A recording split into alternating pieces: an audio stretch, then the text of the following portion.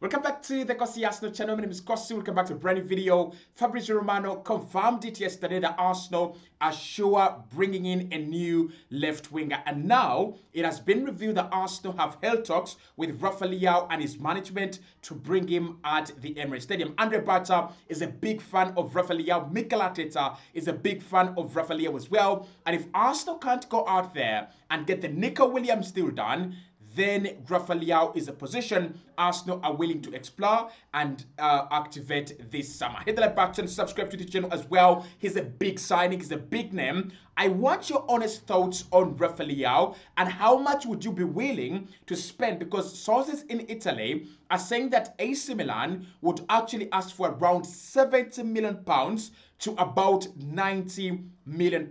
This is a deal that could go well up in the hundreds of millions of euros. Should Arsenal splash 100 millions on Rafael Leao? Like I said, for me, he's a big talent, he's a big player. He would raise the levels at this football club. But what are your thoughts and what's your opinions as well? So yesterday, Fabrizio Romano confirmed that for sure Arsenal will be signing a left winger, and he said that this is a position Arsenal have looked at for quite some time, but they have not done anything in the past years. Last summer, they wanted Nico Williams. A deal didn't happen. This summer, they are there on Lookman, they are there on Rafael Leao. They want Nico Williams as well and a couple of other players, but a decision has not been made. Now, what I'm going to say here when it comes to the left winger position, before we get into the Rafael Leao deal, a lot of players have had discussions with Arsenal on this position. Remember when Mikel Arteta said that we are lucky because we've talked to a couple of players and many players want to join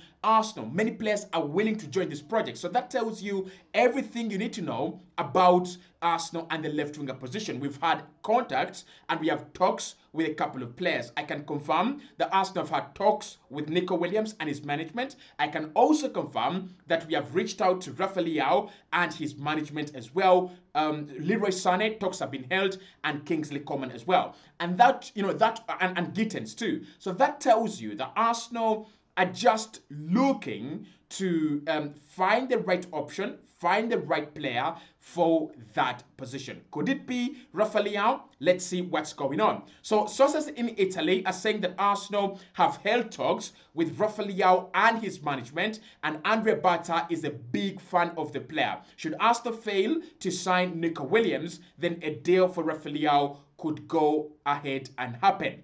But at the moment, Mikel Arteta is still a big fan of Nico Williams. He's still looking at Nico Williams as his number one, but Andre Bata has already outlined and informed Mikel Arteta of the difficulty it would take to sign Nico Williams. The Nico Williams deal has two problems. One, Arsenal are very wary about the salary of the player. It's seen as a market opportunity. The price is a very good one, and we'll talk about the price as well. But at the moment, the salary of Nico Williams is seen as a problem. Arsenal would love to bring in a player who's going to earn between maybe 100,000 to 200,000 at the moment. Now, Nico Williams is already earning about 180,000 per week at Atletico Bilbao. If you bring him in at Arsenal, you're going to have to pay him about 250,000 per week. Arsenal is saying non-really. And of course, it has been revealed that Nico Williams wants premium wages. Wages that are up there with the likes of Kai Havertz, who's earning 280,000 per week. Wages that are up there with the likes of Saka, the likes of Declan Rice. Now, for Arsenal, what I've seen is that in recent years, a player has got to merit his salary. Of course, that has changed with the likes of Kai Havertz now earning 280,000, with the likes of Declan Rice coming in and earning big bucks. I think Rice merits his money, and I also think Odegaard merits his money, and a couple of other players. But for Nico Williams to come in and become one of the most paid players at Arsenal, that is a big problem, and that is problem number one. Problem number two is that Nico Williams' release clause is about £51 million, but Arsenal have to pay all this money up front at once. It is very different from the other deals that we are trying to do. For example, the Martin Zubimendi deal, that money might not have to be paid at once. Arsenal have talked to Real Sociedad, and we are not going to trigger the release clause and pay it up front. We might trigger it we might, follow formal steps and trigger it, but we're not going to pay all the money at once, all the money up front. And that means that Arsenal can spend about 30 million or 25 million on Martin Zubimendi and this year, and then spend another 25 million on Victor Gyökeres again this year. That allows you to sign a couple of players. But for us to spend 51 million in one financial year on one player, that is disastrous, and that might force Arsenal to kind of pull back on other areas. So that's the problem with the Nico Williams deal. However, Rafael Leao also has a problem. Whereas Nico Williams is going to have to, ask for a big salary, Rafael Leao as well is a very expensive player, and it would be a very expensive deal for Arsenal to do. We are being told that the player could cost about 70 million pounds. That's around 85 million euros to 90 million pounds. That's around 110 to 115 million euros. Is it worth it? I think we have got a bit of overrated players going for a lot of money. And these days, it is so difficult for you to come out and say a player really deserves or a player really is worth a certain price. Because if I look around, Declan Rice is worth 100 million, right? But Kai Havertz is not worth 75 million euros. And that's the problem with transfers these days, right? So is Rafael Leao worth 115 or 90 million pounds? In my opinion, I don't know, because it just feels too much. Back in the day, Rafael Leao would be a 70 million euro player. And 70 million euros is very good money. Very, very good money.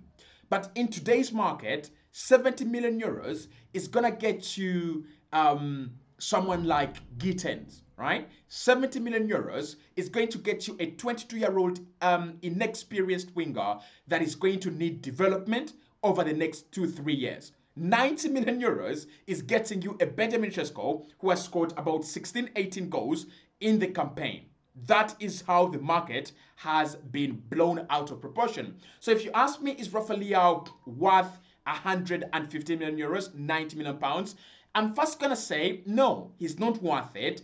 But in today's market and in today's transfer window, yes, I would pay 100 million euros for Rafael Leao because he raises the level at this football club. He would raise the level. He would give us a world-class option to Bukayo Saka on the pitch, right? He would give us, what PSG have. They have Bakola on one side, Dembele on the other, Desire Doué on the other, and they also have Kavichi Kvaratskhelia. So if they attack you with Kavichi Kvaratskhelia and it doesn't work out, they'll switch it up and work with Desire Doué. And if that doesn't work, they will switch to Bakola, and if that doesn't work, they'll switch to Dembele. I think that is what Arsenal are looking for in this summer, and I think we need to be ruthless. I've said this. We need to raise the level, and I think players like Rafael Leao really raise the level of a club like Arsenal.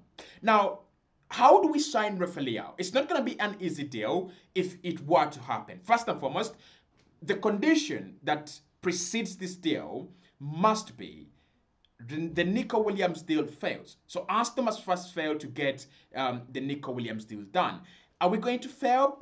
I don't think we will fail because Arsenal have the money. We have not spent a lot in the past years, but for you to spend 51 million upfront, it might also be a little bit tricky.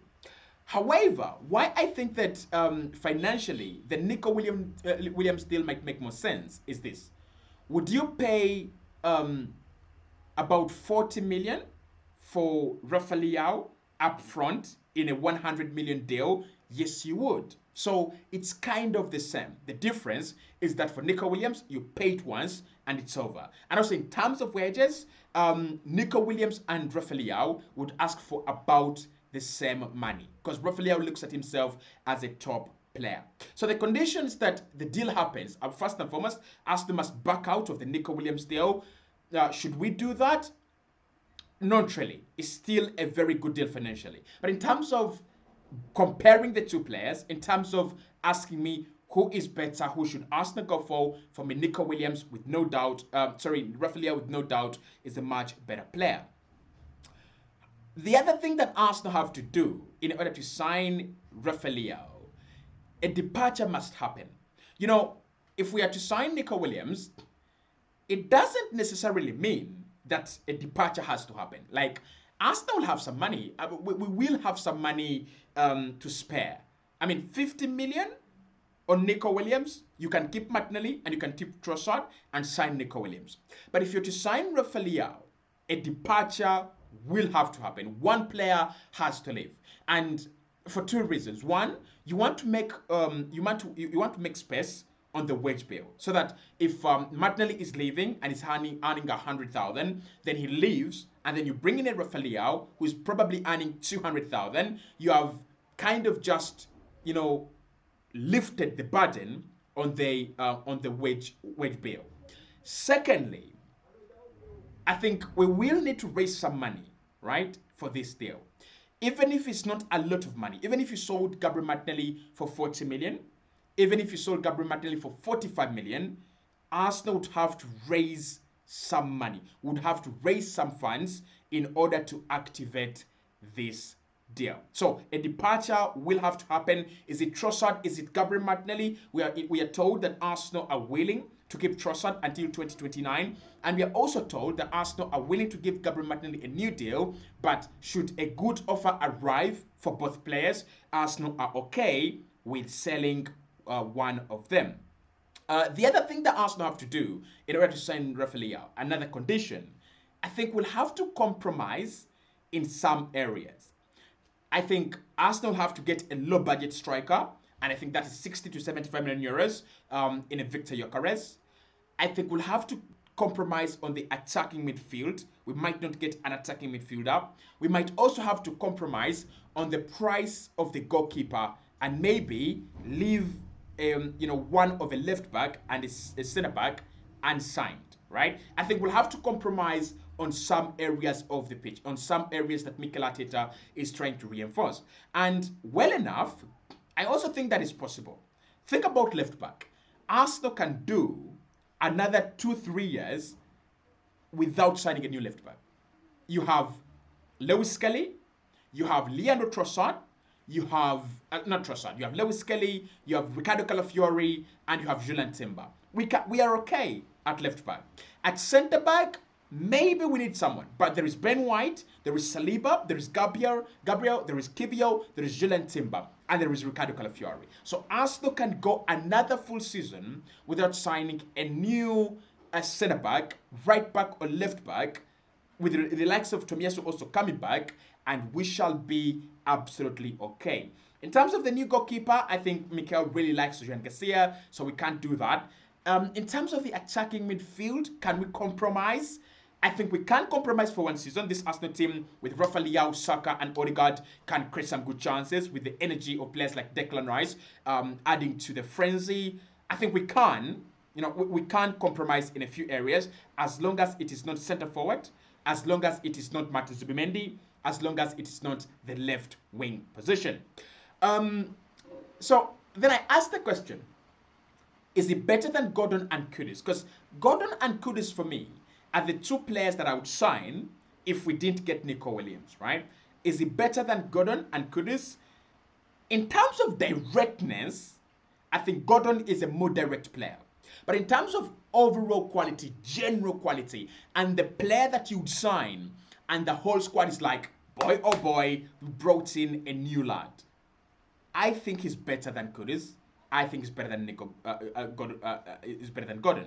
Of course, Gordon has got this Premier League experience, and so is Mohamed Kudus. And maybe a few people would say, I prefer Gordon because of the Premier League experience. I prefer I prefer Kudus because of the Premier League experience. But for me, in terms of general quality, in terms of that player that can put up world-class performances and world-class numbers, Rafael Leao, with no doubt, wins my heart. So, in the end, Arsenal are willing to spend big on a left winger.